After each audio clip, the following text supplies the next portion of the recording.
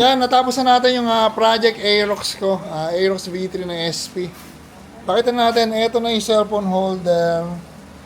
Nakamount dito sa gitna. May tornilyo dito sa side. Ito pala side. May tornilyo dito sa gitna. Yung loob nito,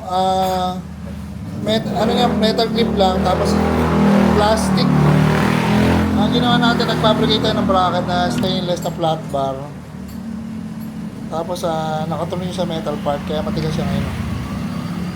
Kaya yung cellphone holder, matibay na. Tapos pangalawang install natin, dito muna tayo sa malapit. Yung start conversion to passing, yung start button, gagana siya ng start, ayan o, start pa rin siya. Pag umanda na yung makina, passing na yan ng headlight. Passing na ng headlight at passing na ng MDL sample.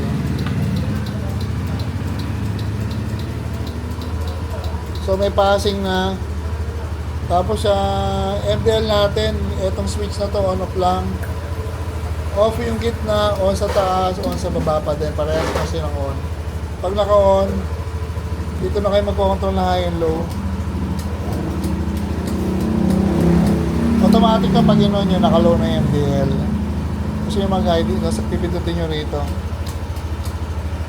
Busina, Bosch Europa, pitik-pitik lang.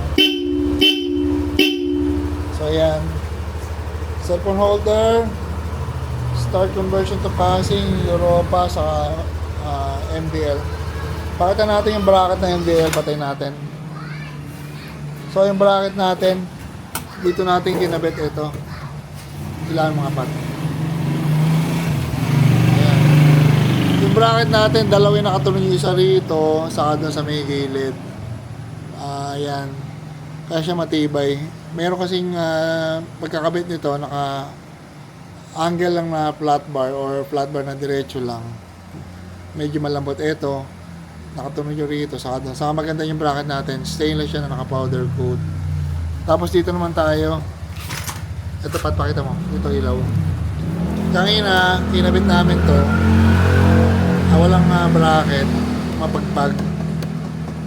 So ito, ganito na lang siya, matigas na yan.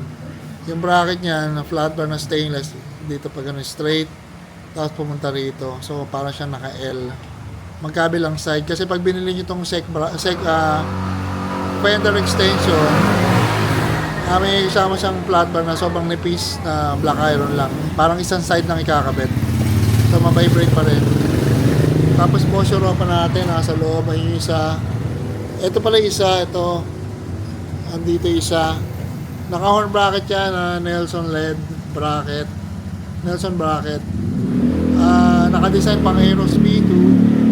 Sa Aerox V3 yung bracket natin ng horn pwede sa mga Europa kasi mahirap kabitan to mga ABS model or non-ABS, ano pa ba pat? So, yan yung mga kinabit namin.